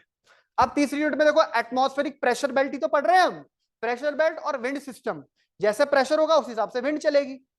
अब ये ध्यान से देखते जाना, अब जो बातें मैंने समझा रखी है मैं बार बार रिपीट नहीं करूंगा, बस मैं पढ़ रहा हूं, एक अपनी नजर डालना यहाँ पे, जहां पे आपको इंपॉर्टेंट लगेगा फोटो लेते रहना। दाब, हम प्रेशर के बारे में बात कर रहे हैं। वास्तव में दाब क्या होता है, दाब क्या होता है ये तो आपने बचपन में पढ़ रखा है, क्योंकि आपको पता है एयर में मास है तो उसका कुछ वेट भी होगा। ये आप कैसे देखते हैं, जैसे आप अपनी गाड़ी में आप देखते हैं अगर प्रेशर कम होता है तो आपकी गाड़ी हिलने लग जाती है, टू व्हीलर वगैरह जो भी चलाते हैं आप देखते हो अगर उसमें प्रॉपर प्रेशर नहीं है तो इसे डुलबुल डुलबुल करती है, तो अब पता लगता है कि इसको प्रेशर, इसमें एयर प्रेशर, जहां से पेट्रोल डला रहे हैं वहीं पे फ्री का आप क्या कर दीजिए, एयर भरा दीजिए उसमें। The pressure of air at a given place is defined as a force exerted in all directions by the virtue of weight of all the air above it। यानी हर दिशा से वर्च्यू ऑफ वेट, वेट के कारण एक, जैसे आप नीचे एक, कैसे आप प्रेशर मापते हैं, कॉलम होता है ना एक कॉलम, हम एयर कॉलम लेते हैं, जैसे पर्टिकुलरली ये हम यहाँ पे, यहां से हमने एक एयर कॉलम ले लिया पूरा ऊपर तक, कहां तक, जहां तक हमारा वायुमंडल प्रभावित होता है, यानी ये ट्रोपोपॉज तक। इस पूरे क्षेत्र में आप देखिए ये एक नीचे क्षेत्र है, ये BCD, अगर लेयरिंग करूं मैं तो हर जगह एयर प्रेशर है, ये मैंने आपको पहले भी बताया था। और जैसे जैसे आप ऊपर जाएंगे एयर प्रेशर क्या होगा, कम होता जाएगा। सबसे ज्यादा एयर प्रेशर कहां होगा, अब मैं बोलूं ABCDEFGH, तो सबसे ज्यादा एयर प्रेशर कहां होगा बच्चे, नीचे होगा, क्योंकि उस पर हर तरफ से हर दिशा से उस पूरे कॉलम पे क्या लग रहा है, एयर प्रेशर लग रहा है। और जैसे जैसे आप ऊपर जाते हैं तो एयर प्रेशर क्या होता रहता है, कम। इसको हमने पढ़ा भी था, जैसे पहाड़ी क्षेत्रों में आप देखते हैं, आप समुद्र तल से ऊपर जा रहे हैं तो आप देख रहे हैं एयर प्रेशर कम होता है, इसलिए अमरनाथ यात्रा में तो पहले पूरा मेडिकल चेकअप कराते हैं, पता लगा तुम्हारा बॉडी का प्रेशर और एयर प्रेशर मैच नहीं हुआ और वहां कोई बेहोश हो गया, किसी की नाक से खून आ गया, किसी की कुछ हो गया, तो एयर प्रेशर को मेंटेन करना बहुत ज्यादा इंपॉर्टेंट रहता है। तो वायु का एक स्तंभ, स्तंभ मतलब पिलर, जिसकी हम कॉलम की बात कर रहे हैं, पृथ्वी की सतह पर दाब के रूप में बाहर डालता है। किसी निश्चित स्थान और समय पर वायु के स्तंभ के भार को वायु दाब या वायुमंडलीय दाब कहते हैं। वायुमंडलीय दाब को बैरोमीटर नामक उपकरण द्वारा मापा जाता है, ये आपने पढ़ा भी होगा, ठीक है। वायुमंडलीय दाब को प्रति इकाई क्षेत्र, एक यूनिट एरिया के रूप में, जब भी हम बात करते हैं यूनिट एरिया के रूप में, बल के रूप में मापा जाता है। दाब मापने के लिए उपयोग की जाने वाली इकाई मिलीबार कहलाती है। तो मिलीबार में, पास्कल में भी आप देखते हैं मिलीबार, अलग अलग यूनिट्स होती हैं जो आपने फिजिक्स में पढ़ी होगी, इसको मापते। एक मिलीबार लगभग 1 ग्राम प्रति वर्ग सेंटीमीटर के बल के बराबर है। यानी 1 मिलीबार जो एयर प्रेशर पड़ रहा है आपका, वो किसके बराबर है, 1 ग्राम प्रति वर्ग सेंटीमीटर, यानी जो इसकी मापक इकाई है। अब एयर प्रेशर वही सारी बात लिखी है, मिलीबार है, और इस प्रकार से इसको मापा जाता है। अब प्रेशर सिस्टम्स जो हैं हम वो समझ रहे हैं। देखिए जो बात हमने आपको भी बताई, हवा एक्सपैंड होती है, एक्सपैंड होता है मतलब फैलना, फैल जाती है। कैसे फैलती है, जब गर्म होती है, और कंप्रेस होती है, कंप्रेस होता है सिकुड़ना, संपीड़न, संपीड़न समझ रहे हैं? संकुचित होना कब? जब वो ठंडी हो जाती है। तो जब हवा ठंडी होती है तो वो कैसे हो जाती है? कंप्रेस। कंप्रेसर भी एक टर्म होती है, आप सुनते हैं। और जब हवा गर्म होती है तो ऊपर उठती है, वो फैलती है। इसकी वजह से क्या होता है? एटमॉस्फेयर में प्रेशर का डिफरेंस क्रिएट होता है। और जब प्रेशर का डिफरेंस क्रिएट होगा तो उस डिफरेंस को फुलफिल करने के लिए, उसको कम करने के लिए हवा का क्या होगा? संचलन होगा। उसी को क्या बोलते हैं हम? विंड बोलते हैं। यानी हवा हाई प्रेशर से लो प्रेशर की तरफ चलेगी। इंपॉर्टेंट है। अब ये जो डिफरेंस पैदा हो गया है एटमॉस्फेरिक प्रेशर में, इसी की वजह से एयर का मूवमेंट होता है। मूवमेंट समझते हैं? संचलन होगा, चलना, मूव करना। कहां से? हाई प्रेशर से लो प्रेशर में। Setting the air in motion, इससे हवा किस में आ गई? मोशन। मोशन यानी गति में आ गई। एटमॉस्फेरिक प्रेशर जो है वो डिटरमाइन करता है कि कब हवा राइज होगी और कब हवा सिंक होगी। राइज मतलब ऊपर उठना, सिंक मतलब नीचे जाना। और अभी हमने जो बेल्ट पढ़ी तो हम यही देख रहे हैं, हवा कहीं से ऊपर उठ रही है और कहीं से नीचे की तरफ जा रही है। ऊपर उठ रही है, नीचे जा रही है, यही साइकिल चल रही है। आगे देखिए, air in horizontal motion of wind. Air का जो हॉरिजेंटल मोशन है, the wind redistributes the heat and moisture across the latitudes, thereby maintaining a constant temperature for the planet as a whole। अब आपको पता है कि हमने पढ़ा था हीट बजट। हमें पता है पृथ्वी पर भूमध्य रेखाई क्षेत्र पे बहुत ज्यादा तापमान रहता है, सूर्य की किरणें डायरेक्ट पड़ती है, पोलर क्षेत्र में तिरछी पड़ती है, लेकिन पूरी पृथ्वी में टेम्परेचर क्या रहता है? मेंटेन रहता है। पूरी पृथ्वी का वातावरण, वायुमंडल संतुलित रहता है। क्यों रह पाता है, सोचा कभी आपने? इसीलिए तो रह पाता है कि हवाएं चल रही हैं भूमध्य क्षेत्र से किस तरफ? पोलर क्षेत्र की तरफ। अदरवाइज क्या, हमेशा पृथ्वी पर बीच वाला क्षेत्र गर्म ही गर्म रहे और नॉर्थ और साउथ वाला क्षेत्र ठंडा ही ठंडा रहे। यानी यहां पर क्या होता है? विंड्स के चलने से क्या होता है? टेम्परेचर का मतलब उष्मा का डिस्ट्रीब्यूशन हो रहा है, बैलेंसिंग हो रही। अदरवाइज ऐसा नहीं हो पाता। हो पाता? अगर हवाएं ना चलती तो आप सोचिए पोलर क्षेत्र कैसा ही रहता और भूमध्य रेखा क्षेत्र कैसा ही रहता। तो एक किसी भी चीज को इक्विलिब्रियम मेंटेन करना है, किसी भी चीज को बैलेंस मेंटेन करना है, तो इसी वजह से सब चीजें हो पा रही है। हमारी पृथ्वी एक, आप समझ रहे हैं, रहने लायक ग्रह बन पाया है। तो वायुमंडल का कितना इंपॉर्टेंट रोल है? The vertical rising of moist air forms clouds and bringing precipitation. ये मैंने आपको भी बता दिया था कि जो वाष्पीकरण होता है तो संवहन तरंग में क्या जा रहा है? नमी भी जा रही है, वही मॉइस्चर ऊपर जाकर बादल बनता है। तो आप देख रहे हो ये अपने आप में कितना इंपॉर्टेंट प्रोसेस है। आगे बात करेंगे प्रेशर बेल्ट्स ऑफ अर्थ। पृथ्वी पर जो प्रेशर बेल्ट हैं, ये जो डिस्ट्रीब्यूशन है एटमॉस्फेरिक प्रेशर का, वायुमंडलीय दाब का जो अलग अलग प्रकार से वर्गीकरण है, डिस्ट्रीब्यूशन है। पृथ्वी पर हर जगह पर एक जैसा वायुमंडलीय दाब नहीं है। और सोचो एक जैसा होता, पृथ्वी पर एक जैसा ही टेम्परेचर रहता, हर जगह एक जैसा सनलाइट हमें रिसीव होता, तो हवाएं चलती? हवाएं नहीं चलती, दिक्कत हो जाती। ये जो सिस्टम बना हुआ है ना, ये सिस्टम ही बिगड़ जाता। तो सोचिए कितना इंपॉर्टेंट है ये जो डिस्ट्रीब्यूशन हो रहा है एटमॉस्फेरिक प्रेशर का across the latitude is termed as global horizontal distribution of pressure. तो इसे क्या बोलते हैं? ग्लोबल, वैश्विक, हॉरिजेंटल, क्षैतिजीय, वायुमंडलीय, जो आपका पूरा एक सिस्टम बना। कैसे प्रेशर डिस्ट्रीब्यूट हो रहा है? This main feature is its zonal character known as pressure belt. तो जोन बने अलग अलग, उसी जोनल, जैसे हमने पहले शुरू में बहुत पहले पढ़ा था ना, उष्णकटिबंधीय जोन, ट्रॉपिकल बेल्ट पढ़ी थी। ट्रॉपिकल को टॉरिड बेल्ट भी बोला था। फिर हमने बोला था दूसरी कौन सी आ गई? टेम्परेट, शीतोष्ण, और फिर शीत जो पोलर बेल्ट थी। तो वो तीन बेल्ट थी। अब उसके बाद बढ़ते बढ़ते वही देखो डायग्राम जो हम पहले ही क्लास से पढ़ रहे हैं, कहां कहां तक पहुंच चुका है। अब आगे ये वाला, अब जरा इसको जिसने देख लिया, ध्यान से समझ लिया, तो इसका मतलब उसने एक प्रकार से मोक्ष को प्राप्त कर लिया क्लाइमेटोलॉजी में, क्योंकि यही है वो मेन। अब जरा इसको ध्यान से समझ लो, पहले इसको निहार लो जो अभी हमने आपको पढ़ाया था। और समझा तो मैंने दिया है इसको, 90% समझा दिया है। बाकी अभी मैं खुद ही देख रहा हूं आपको कि क्या और इसमें समझाना है। ध्यान से देखो, आप फोन में देख के, अच्छा वहां से फोटो खींच के फोन में देखते, अच्छा अच्छा ठीक है। हाँ भाई ऑनलाइन स्टूडेंट्स, समझ में आ भी रहा है कि क्या हो रहा है? अनीता जी, अंशु, डेल, राम पूरा बहादुर, साफ सर। सोनम, और बहुत इंपॉर्टेंट है, ध्यान से देखिए इसको। सर थोड़ा सा और जूम करिए सर। अब आप खुद सोचो कहाँ सबसे ज्यादा प्रेशर होगा, सर थोड़ा जूम कहाँ कर कहाँ दो होगा, इसको, जहाँ कम फ्रिजिड दिख रहा है। क्षेत्र होगा। सर हाँ बोलिए, थोड़ा क्या जूम बोल कर दो इसको, जूम कम कर दिख रहा है। दीजिए एक आदमी बोलिए भाई, एक बोलिए सर, पहले। जूम कर दीजिए, कम दिख रहा है। अच्छा जूम कर दीजिए, तो जूम में तो जी पिक्सल तो नहीं फटेंगे इसके।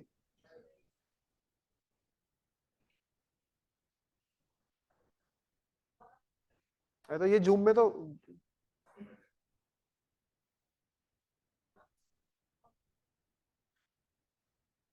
ऐसा लग रहा है हम अंतरिक्ष से पृथ्वी में नहीं। एक मिनट रुको रुको, एक मिनट रुको, दूसरा भी देखते। ये वाला दिख रहा है, सेल बन गए देखो, Hadley cell, Ferrel cell, polar cell, बता रहा था अभी मैं।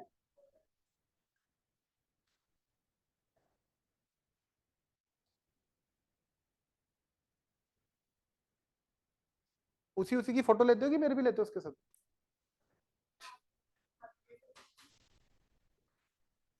और अगर नहीं होगी ना तो फिर ये खाली अंडा मिलेगा आपको, ये वाला। चलो ये वाला भी देख लो आप, अगर ये देखो, ये थोड़ा ये रंग बिरंगा है तो शायद आपको ये वाला दिख जाए, ऑनलाइन वाले बच्चों को ये रंग बिरंगा देख लो।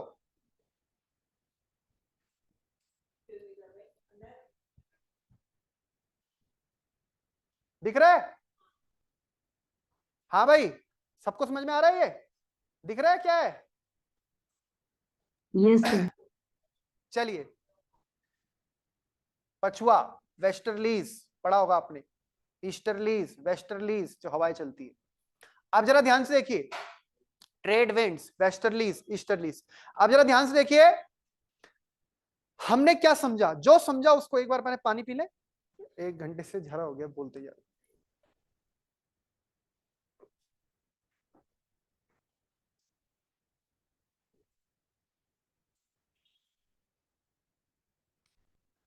हाँ भाई अरस्तु, हाँ पीछे इधर देखिए सभी लोग, यहां पर हम बात कर रहे हैं किस चीज की, यहां पर हम बात कर रहे हैं, अरे क्या बात कर रहे थे, कहां चले गए,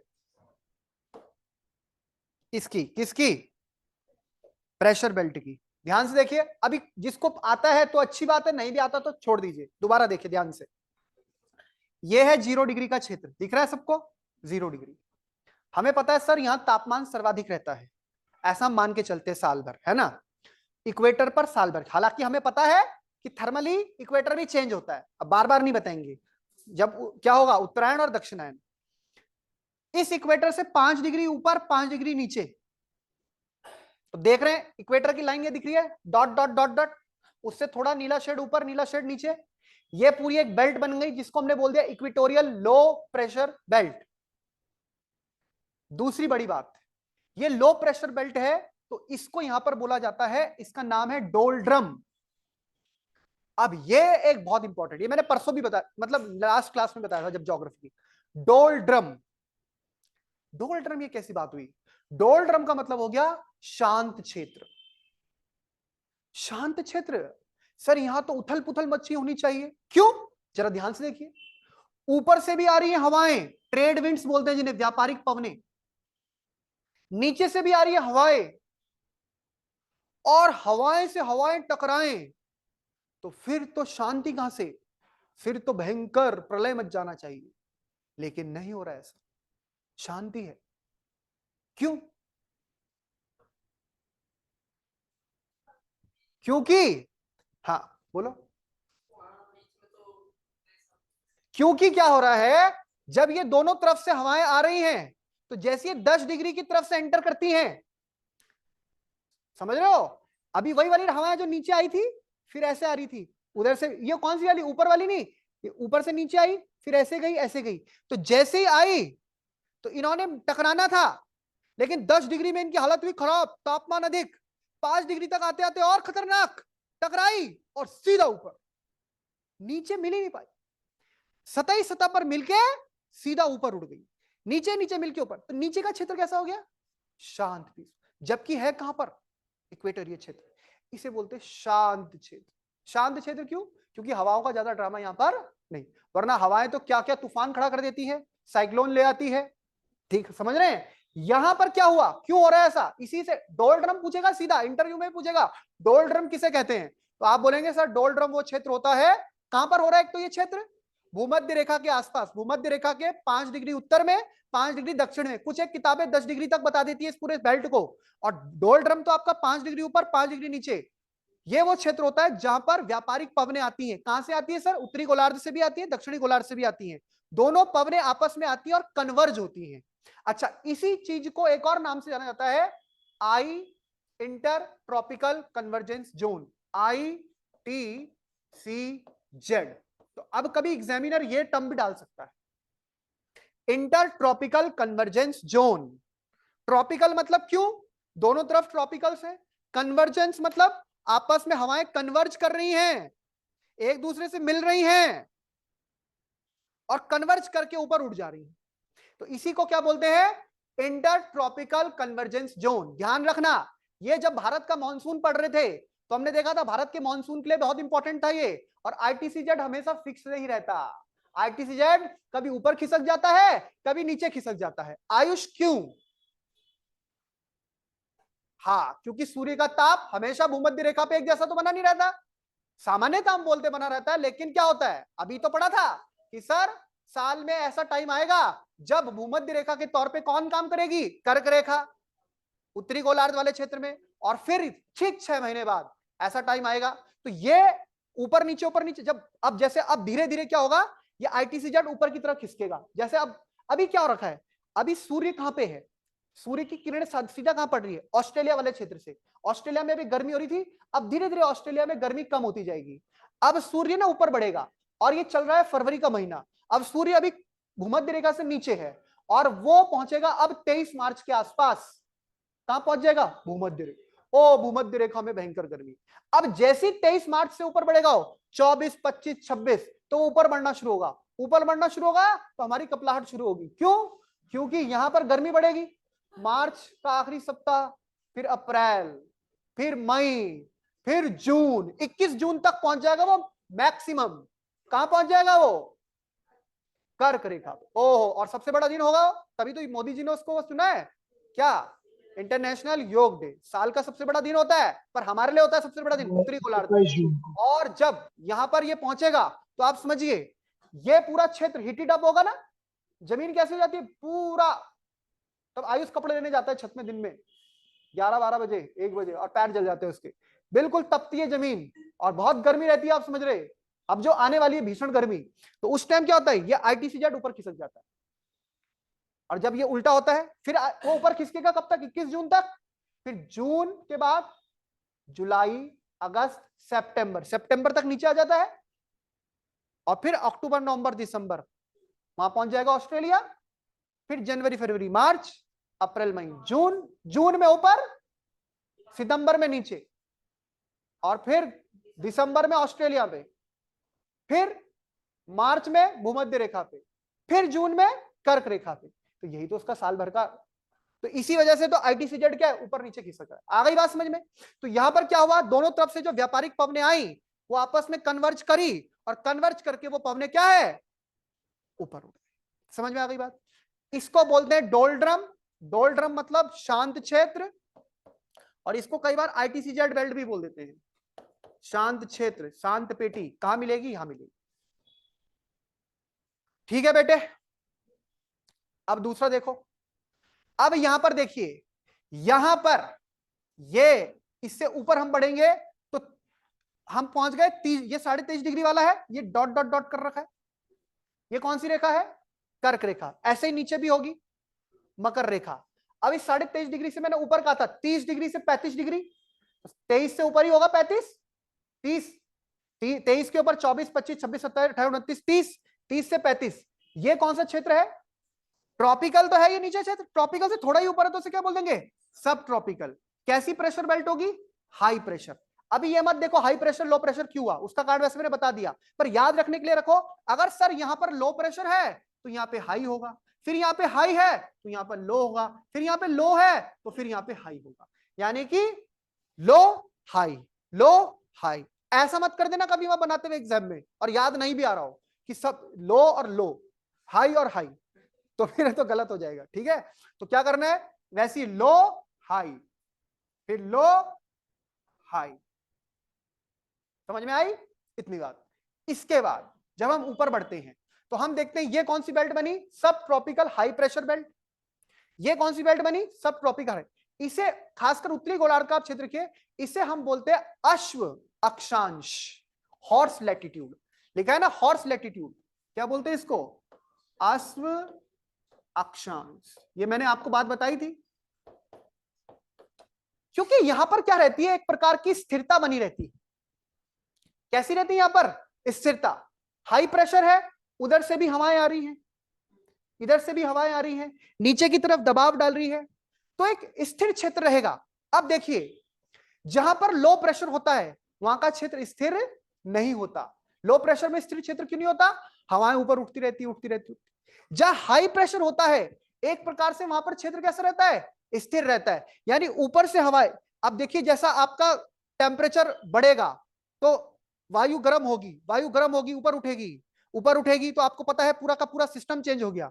जहां ऊपर से नीचे की हवा आ रही है, अच्छा एक बात सोचिए, कभी सोचिए, ऊपर से नीचे हवाएं आ रही है, यहां पे देखो, यहां पर आप देख रहे हो हवाओं का दबाव क्या है, ऊपर से, ये तो हमने देख लिया, ऐसे गई ऐसे गई ऐसे फिर नीचे आ रही है। तो कभी ऐसा महसूस तो हमें होता है क्या कभी, कि ऊपर से कोई हमें नीचे की तरफ दबा रहा, तो एक घुज्जा पृथ्वी पे, कभी देखा है ऐसे हवा आ रही हो ऊपर से ऐसे, यहां पर तो यही सिस्टम हो रहा होगा, यही तो पढ़ रहे हैं हम।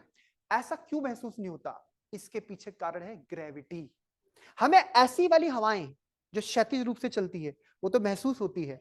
कभी आपने देखा होगा, अभी नीचे तो इतना फर्क नहीं पड़ता, कभी देखा छत पे अगर आपका 2 मंजिला 3 मंजिला 4 मंजिला, ये दिल्ली में बड़े बड़े फ्लैट हैं, जैसे फ्लैटों में हम जितना जितना ऊपर जाते हैं हवाएं कितनी तेज रहती है, वहां पे महसूस होती है हवाएं, देखा है आपने, वो इस तरह की हवाएं हैं। लेकिन ऐसी वाली हवाएं कि ऊपर नीचे वाली हवाएं वर्टिकल, वो क्यों नहीं, क्योंकि अगर ऊपर से लग रहा है तो नीचे से ग्रेविटी उसको काउंटर कर दे रही।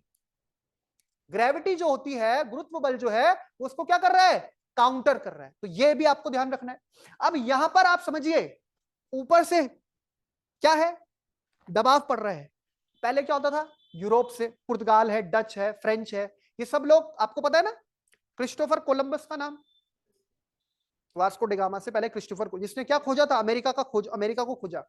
तो बड़े स्तर पर जानवरों को लेके बड़ी बड़ी नाव जाती थी। अब नाव को हवा का सहारा नहीं मिलता, इस जैसे इस पूरे क्षेत्र में पहुंचती थी, तो यहां पर तो क्या है, ऊपर से नीचे वाला क्षेत्र है, नीचे से ग्रेविटी का काम है, इनकी नाव रुक सी जाती थी, स्थिर सी हो जाती थी। ये बोलते थे धक्का क्यों नहीं लग रहा है, धकेले क्यों नहीं जा रही है, ये बोलते थे घोड़े की वजह से हो रहा है। इनका ऐसा, क्योंकि बड़े घोड़े खच्चर ले जाते थे अपने साथ, और ये क्या कहते थे, अब नाव धकेली नहीं जा रही है, नाव भारी सी हो गई है, ऊपर से हवा है, उस घोड़े को वहीं समुद्र में। तो कई ये मानते थे बेवकूफ से, मतलब उस टाइम उनको क्या ही पता था, वो सोचते थे समुद्र ना यहाँ पे बलि मांगता है, जानवर की बलि मांगता है। वो अपने घोड़े खच्चरों को जो बोट में भर के ले जाते थे, उनको वो पानी में उतार देते थे। तो इसीलिए इनका नाम क्या पड़ गया, हॉर्स लैटिट्यूड। अश्व, अश्व होता है घोड़ा, अश्व धावती, घोड़ा दौड़ता है, ऐसे पढ़ते थे हम संस्कृत में। तो ये है हॉर्स लैटिट्यूड, अश्व अक्षांश। तो अश्व अक्षांश कहां दिख रहे हैं आपको, 30 से 35, ठीक है ना, जोन आपको पता लग गया। अब ऊपर बढ़िए, अब ऊपर हम बढ़े, ये क्षेत्र जो 60 से 65 वाला है, ये क्या हो गया, सब पोलर, इधर भी सब polar, low pressure low pressure, और बाकी ऊपर हाई प्रेशर पोलर पोलर। यहां तक की बात क्लियर हो गई। अब हम बात करेंगे सेल की, कैसे सेल बन रहे, कैसे हवा चल रही है। यहां तक तो मैंने 2 बार आपको समझा दिया है।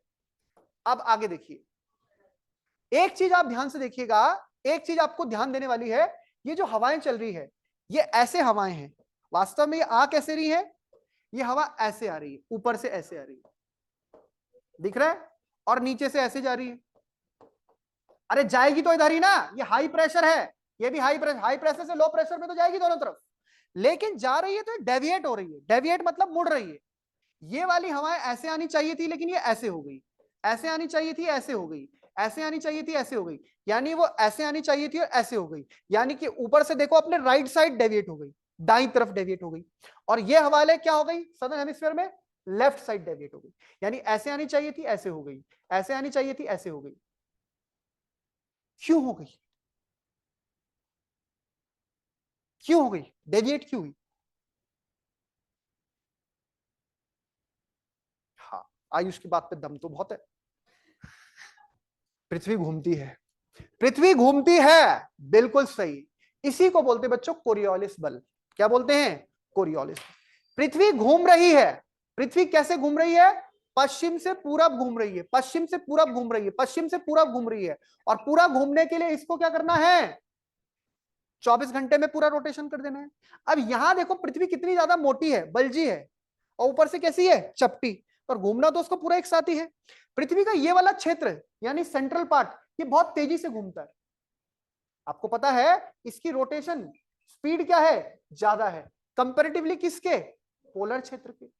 तो यहां पर जो पृथ्वी घूम रही है उसके घूमने के कारण, रोटेशन के कारण जो एक आभासी बल उत्पन्न होता है, उसी आभासी बल को हम क्या बोलते हैं? कोरियोलिस बल। यहां पे अभी सारी बल भी लगता है। अब आप सोचो पृथ्वी घूम रही है, घूम रही है तो अब ऐसे मतलब कोई चीज घूम रही है तो एक सेंट्रीपिटल फोर्स लगती है, एक फोर्स जो अंदर की तरफ खींचती है, एक बाहर की तरफ, काउंटर बैलेंस होता है। जैसे घूम रही है तो हवा भी तो सोचो, हवा भी तो बाहर की तरफ, समझ रहे हो? फिजिक्स में पढ़ा होगा। जैसे पृथ्वी घूम रही है ऐसे तेज तेज तेज, यहां पे ज्यादा तेज घूम रही है, तो ये हवा जो बाहर की तरफ, समझ रहे हो? ये भी बल काम कर रहा है। तो कोरियोलिस बल क्या होता है? कोरियोलिस बल वो होता है जो पृथ्वी के घूर्णन के कारण उत्पन्न होता है। वो क्या पैदा करता है? वो हवाओं के डेविएशन में अंतर पैदा करता है। कैसे? क्या मतलब? इसका परिणाम ये होता है कि पृथ्वी के उत्तरी गोलार्ध में जो हवाएं आ रही है इस तरफ, वो अपने दाईं तरफ मुड़ रही है, और दक्षिणी गोलार्ध में जो हवा जा रही है उस तरफ, इक्वेटर की तरफ, वो अपने बाईं तरफ मुड़ रही है। अब ये दाईं और बाईं तरफ मुड़ रही है, इसको कैसे समझे? देखिए ये है इक्वेटर, हमने क्या कहा? इधर ज्यादा कोरियोलिस बल है। जैसे जैसे आप ऊपर जा रहे हैं तो उसका जो मात्रा है वो क्या हो रही है? कम हो रही है। अब ये जो बेंगलोर है, इक्वेटर के पास ज्यादा कौन है? बेंगलोर या दिल्ली? बेंगलोर। अब आप सोचिए मैं बेंगलोर से एक गेंद फेंकूं तो वो क्या गेंद सीधा दिल्ली पे जाके उसी टाइम पे, रोटेशन स्पीड जरा ध्यान दीजिए, बेंगलोर ज्यादा आगे बढ़ेगा पहले कि दिल्ली आगे बढ़ेगी? बेंगलोर। बेंगलोर क्यों? क्योंकि बेंगलोर इक्वेटर के पास है, यहां पे कोरियोलिस बल का ज्यादा असर है। आपने एक एक्सपेरिमेंट किया होगा, जैसे वो नहीं होता था एक बचपन में पार्क में झूले होते हैं, वो गोल गोल वाला क्या बोलते हैं उसे, जिसमें बच्चे बैठते हैं दोनों तरफ। एक्सपेरिमेंट भी पढ़ाया जाता था 9th-10th में कि बच्चे ऐसे घूम रहे हैं तो आप, हाँ, सी सॉ भी होता है जो सर्कुलर वाला होता है। एक बच्चा इधर बैठा है, उसको बॉल ऐसे फेंकी तो बच्चे ने बॉल कैच कर ली, लेकिन जब उसको गोल गोल गोल गोल गोल घुमाया गया और तब बॉल फेंकी तो वो दूसरा वाला कैच नहीं कर पाएगा। फेंकी तो उसकी दिशा में, लेकिन वो बॉल क्या हो गई? डेविएट हो गई। तो जिस बल के कारण वो बॉल डेविएट हो जाती है वही बल कोरियोलिस बल है, और वही बल यहां पर हवाओं के मूवमेंट का जो टिल्ट है उसमें काम कर रहा है। आ गई बात समझ में? ये आपने एक्सपेरिमेंट यूट्यूब में डालना, कोरियोलिस बल का एक्सपेरिमेंट आपको दिखेंगे। तो यहां पर आपको ध्यान रखना है ज्योग्राफिकली कि नॉर्दर्न हेमिस्फीयर में हवाएं जो है वो इस तरफ टिल्ट हुई राइटवर्ड्स, और इस तरफ क्या हुआ? लेफ्ट। दोनों आपस में क्या कर रही हैं? कन्वर्ज कर रही हैं। कन्वर्ज कर रही है, फिर तो वही साइकिल जो ऊपर उठ रही है फिर ऊपर जाएगी, एक पूरा साइकिल बनेगा। तो यहां पर आप देखिए, आप तिरछी देखोगे इन हवाओं को, ये देखो ऐसे ऐसे ऐसे, ये ऐसे आनी थी ऐसे हो गई, ये ऐसे आनी थी ऐसे हो गई, ऐसे देख पा रहे हैं? तो यही बात यहां पे लिखी है, ये सारी बेल्ट है। अब यहां पे सेल जो बन रहे हैं, 3 सेल का नाम ध्यान रखना है, एक है हेडली सेल, एक है फेरल सेल, एक है पोलर सेल। सेल मतलब कोशिका, हिंदी में तो कोशिका ही बोलते हैं सेल को, बायोलॉजी में जो बोलते हैं। तो एक कोशिका ये बन रही है, एक कोशिका ये बन रही है, वैसे ही नीचे बन रही है। तो 3 प्रकार की कोशिकाएं बन रही है। ये वाला हेडली सेल हो गया, ये वाला फेरल सेल हो गया, ये वाला पोलर सेल हो गया। इतनी बात समझ में आई? अब यहां पे एक और आपके पास इमेज है, जरा इस इमेज को ध्यान से देखिए, देखिए जरा ध्यान से। यह है भूमध्य निम्न वायुदाब पेटी, देख रहे हैं? यहां पर पवनें आ रही हैं। कौन सी पवनें आ रही हैं? व्यापारिक पवनें। कौन सी पवनें बोलते हैं इनको? Trade winds. क्या बोलते हैं? ट्रेड। वैसे ट्रेड विंड का ट्रेड से नहीं है लेना देना, कई किताबें जो बड़े ऑथर्स वगैरह, ये लोकल ऑथर, उन्होंने इसको व्यापार से, ये यूरोपीय शब्द है एक। ट्रेड विंड्स जो है व्यापारिक पवनें, वो इधर आ रही है, इधर आ रही है, और इधर डेविएट हो जा रही है और आपस में यहां पर मिल जा रही है। तो यहीं पर हम देख रहे हैं कि किस प्रकार से ये पवनें चल रही हैं और किस प्रकार से यहां पर पूरा का पूरा जो टेम्परेचर डिफरेंस है उस वजह से एटमॉस्फेरिक डिफरेंस जो हुआ है प्रेशर का, उनसे हवाओं का मूवमेंट हो रहा है। तो दो तरफ चीजें ध्यान रखना, एक तो ये क्षेत्र जो निम्न वायुदाब का क्षेत्र है, हमेशा ध्यान रखना यहां से पवन उठेगी और डेविएट होगी।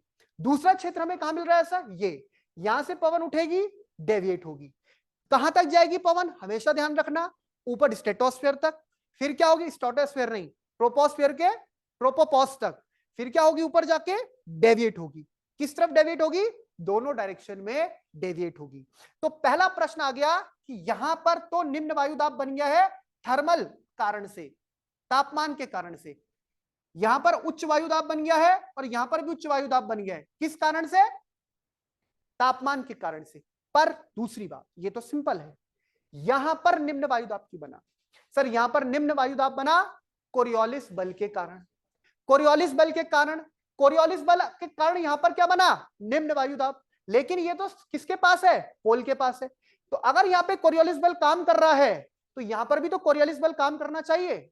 लेकिन कोरियोलिस बल का मतलब क्या है, अभी हम देख रहे हैं अपिसारी बल उसको दूर फेंक रहा है, लेकिन यहां पर तो हम देख रहे हैं हवाएं आके नीचे कन्वर्ज हो रही, एक बल उसे दूर फेंक रहा है, एक बल उसको आपस में क्या कर रहा है, कन्वर्ज कर रहा है। तो आपका प्रश्न होना चाहिए सर क्या कोरियोलिस बल यहां काम नहीं कर रहा है, ऐसा कैसे हो सकता है, कोरियोलिस बल यहां काम कर रहा है फिर यहां काम नहीं कर रहा है फिर यहां काम कर रहा है, क्या कारण होगा,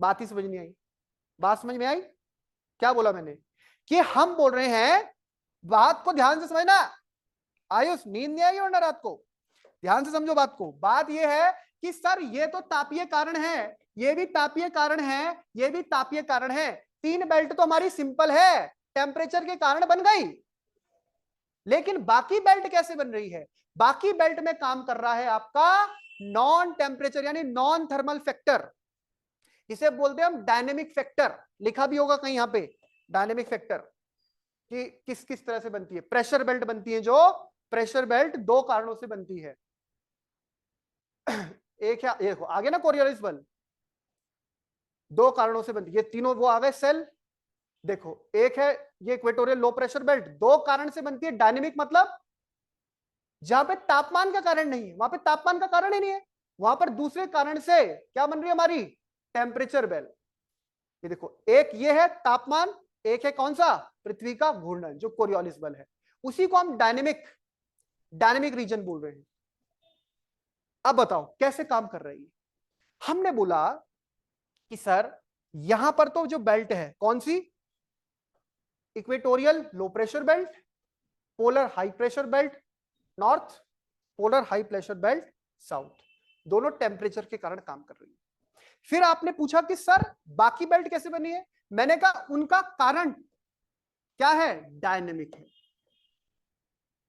इन्हें बोलते हैं अंग्रेजी में डायनेमिक कारण, और इन बेल्टों को बोलते हैं थर्मल। तो आपको एमसीक्यू में पूछ सकता है कौन सी बेल्ट थर्मल कारण से बनती है, कौन सी बेल्ट थर्मल कारण से बनती है। अब देखो बात पे विरोधाभास कैसे हो रहा है, यहां पर हम देख रहे हैं टेम्परेचर काम कर रहा है टेम्परेचर से, लेकिन साथ ही साथ मैं ये भी तो बोल रहा हूं कि पृथ्वी का कोरियोलिस बल सबसे ज्यादा कहां है, तो केंद्र में तो हवा बाहर फेंकेगा, समझ रहे हो, केंद्र में क्या हो रहा है, हवा बाहर जा रही है, जा रही है नहीं जा रही, यानी कि सेंटर से वो हवा किस तरफ जाएगी, बाहर की तरफ, यहां पे सबसे ज्यादा होगा वो। अब आप जानते हो कि पृथ्वी का जो ये वाली सेंटर वाली बेल्ट है, इसका मेन कारण क्या होगा, दोनों चीजें हो सकती है ना, दोनों चीजें हो सकती है, टेम्परेचर भी कारण हो सकता है, इंटरव्यू में पूछते हैं ये जो ज्योग्राफी में पीएचडी करने जाते हैं या इंटरव्यू में, दोनों कारण, वो बोलेगा सर आप बोल रहे हैं कि टेम्परेचर तापमान ज्यादा है, तापमान ज्यादा है, हवा हल्की हुई, हवा ऊपर उड़ गई, लेकिन कोरियोलिस बल भी हो सकता है। अब आपको मैं बोलूं दो में से एक बताओ मुझे, कोरियोलिस बल घूम रही है पृथ्वी, हवा को दूर दूर फेंक रहा है तो भी हवा दूर जा रही है, और हवा गर्म हो रही है, गर्म होके भी दूर जा रही है, तो दोनों ही चीजें काम कर रही है, क्या दोनों चीजों का असर है, बिल्कुल है, प्रूव हो चुका है, लेकिन ज्यादा क्या काम कर रहे हैं, तब भी हम इसे थर्मल बेल्ट में क्यों रख रहे हैं, हम ऐसे क्यों नहीं बोल दे रहे हैं कि दोनों थर्मल भी है डायनेमिक भी है,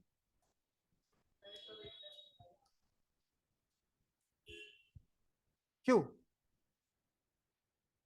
बेटे, तभी तो ये भूगोल है, ऐसा इसलिए क्योंकि सर अगर केवल और केवल कोरियोलिस बल वाली बात होती तो हम ये देखते कि हमेशा सेंटर पे ही रहना चाहिए था, लेकिन हमारा आईटीसीजेड तो शिफ्ट होता है, कभी नॉर्थ और कभी साउथ, और इस हिसाब से कभी ऊपर बन जाता है गर्म क्षेत्र, लो प्रेशर कभी ऊपर बन जाता है, कभी नीचे बन जाता है।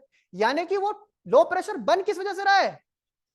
किस वजह से? टेम्परेचर की वजह से, क्योंकि टेम्परेचर की वजह से ही तो जो बेल्ट है हमारी, कौन सी, आईटीसीजेड, वो ऊपर जा रही है और वो नीचे जा रही है। जैसे जैसे वो ऊपर नीचे जा रही है उसी की वजह से प्रेशर पे असर पड़ रहा है। यानी इसका रियल कारण क्या है? थर्मल कारण। पहली बात क्लियर हो गई? दोनों बल काम कर रहे हैं, लेकिन मेन क्या है यहाँ पे? थर्मल। तो तीन चीजें तो आपको ध्यान रखनी है, तीन बेल्ट बन रही है थर्मल से। कौन कौन सी सीमा जी? भूमध्य वाली, उत्तरी ध्रुव वाली और दक्षिणी ध्रुव। दक्षिणी ध्रुव वाली। ठीक है, बाकी ये और ये चार, ये बन रही हैं डायनेमिक कारण से। डायनेमिक कारण क्या बोला मैंने? कोरियोलिस बल। लेकिन सर अभी अभी आपने बोला कोरियोलिस बल तो सबसे ज्यादा यहां होता है, कोरियोलिस बल यहां ज्यादा है तो हवा को दूर फेंकेगा, लेकिन इसकी तुलना में और इसकी तुलना में कोरियोलिस बल ए में ज्यादा होगा कि बी में ज्यादा होगा? बी में ज्यादा होगा। बी में ज्यादा होना बी चाहिए तो में हवा ज्यादा को दूर होगा। फेंकना चाहिए, दूर फेंकना चाहिए। लेकिन आपने तो अभी पढ़ा है हमें पीछे कि हवा यहाँ पे आके नीचे सिंक कर रही है, हवा आके नीचे सिंक कर रही है। तो ये आप कैसे बोल रहे हो? एक तरफ बोल रहे हो आप दूर फेंक रही है, एक तरफ बोल रहे हो आप पास। तो क्यों? ये तो तुम्हें पूछना था, ये तो मैं ही पूछ रहा हूं। आप बताओ ऐसा क्यों? तो क्या यहाँ पे और फिर आप बोल रहे हो यहाँ पे कोरियोलिस बल काम कर रहा है, तो यहां क्या कोरियोलिस बल काम नहीं कर रहा है? काम कर रहा है, लेकिन एक दूसरा चीज है जो कोरियोलिस बल से भी ज्यादा प्रभावी है। दूसरी चीज है जो कोरियोलिस बल से भी ज्यादा प्रभावी है, और वो ज्यादा प्रभावी चीज क्या है? वो है वो हवाएं जो यहां से चल रही हैं, यहां से ऊपर उठी थी, टकराई नीचे, वो उस बल के कारण, और ऊपर से भी ऐसा हो रहा है हवाएं आ रही है, वो उस बल को क्या कर दे रही है? वो ऊपर उठने, अरे नीचे पर, अरे ऊपर आना है, अरे नीचे, यानी उस पर दबाव डाल दबा दे रही हैं जी, नीचे दबाव दबा, डाल इसलिए यानी कोरियोलिस बल को काउंटर कर दिया। अब जैसे जैसे दूर गए तो यहां तो ऐसा है नहीं, यहां फिर कोरियोलिस बल अपनी ताकत दिखाने लगा, और यहां पर ताकत दिखाने लगा तो आपने देखा यहां पर किस प्रकार से हवाएं चली। कौन सा क्षेत्र बन गया? ये कौन सा बना? ये बन गया आपका निम्न। और निम्न का मतलब हवा ऊपर उठी, ऊपर उठेगी, फिर टकराएगी किससे, और फिर दोनों तरफ डेविएट होगी, दोनों तरफ डेविएट होगी। तो इस तरफ भी डेविएट हो गई, ये ऐसे गई, इस तरफ भी डेविएट हो गई, ऐसे गई। तो जब ये ऐसे चल रही है तो ये वाली ये भी दबाव डाल रही थी इस पे, और ये वाली ये भी दबाव डाल रही थी इस पे। समझ रहे हो? वही चीज जो त्रिगोलार्ध में, सेम चीज नीचे। तो इसी के साथ ये वाला पूरा टॉपिक कंप्लीट होता है। तो इसमें आपको ध्यान रखना है तीन प्रकार के सेल बनते हैं, हवाएं उठती हैं, हवाएं बैठती हैं, फिर चलती है ऊपर नीचे ऊपर नीचे। तो तीन सेल कौन कौन से हैं? हैडली सेल सेंटर वाला, कैसे याद रख लो, कोई ट्रिक बना लो, हैडली फेरल पोलर, HFP, ठीक है, Hadley cell, Ferrel cell, polar cell. इसका फोटो ले लो ध्यान से, इसका भी फोटो, ये सारा मैं भेज दूंगा, लिखना आपको खुद है भाई, क्योंकि अब तो हमने पॉलिटी स्टार्ट किया, अब इतना कौन लिखाएगा। इसको आप फटाफट से फोटो खींच लो, इसको भी। और कौन सा था, इसकी आपने फोटो ले ली है, इसकी भी ले लीजिए, ये ठीक। अच्छा मैं आपको बता रहा था क्या कारण है, देखो एक कारण है एक सेकेंड, थर्मल कारण है। पृथ्वी पर अगर आपसे इंटरव्यू में पूछा जाए, कहीं पर भी पूछा जाए कि इन पेटियों के बढ़ने का कारण क्या है, एक है थर्मल, एक है डायनेमिक। डायनेमिक मतलब गतिशील, पृथ्वी गति है कर रही है, कोरियोलिस बल आप बोल लीजिए, ठीक है।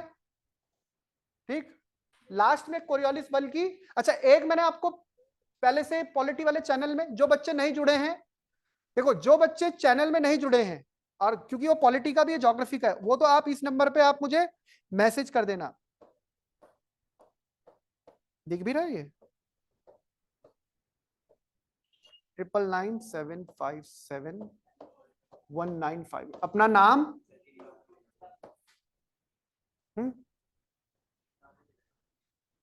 कौन कह रहा था? टेलीग्राम भी है, टेलीग्राम में भी आप अभिलाष थपलियाल करके, टेलीग्राम में आप आ जाएं तो ज्यादा अच्छा, अभिलाष थपलियाल। टेलीग्राम भी आप ज्वाइन कर लेना, उसमें आपको नोट्स मिल जाएंगे।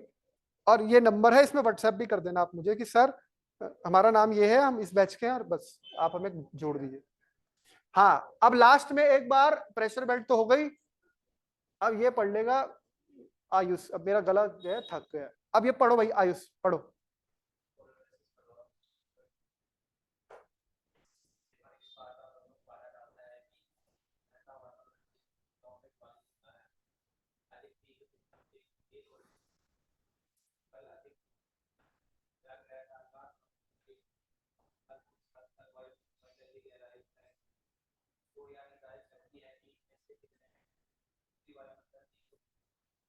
कौन कौन सी? हार्डली, हैडली, हार्डली कौन सा? हैडली, फेरल और ध्रुवीय। ठीक है, ये सारी बेल्ट हो गई, ये सब। चलिए भाई, आज के लिए इतना ही। अब मिलेंगे आपसे कल। जो आपको पवने भेज रखी हैं ग्रुप में, उनको पढ़ लेना, क्षेत्रीय पवने हूं। ठीक है, जय हिंद, जय Bharat, Vande Mataram, God bless you.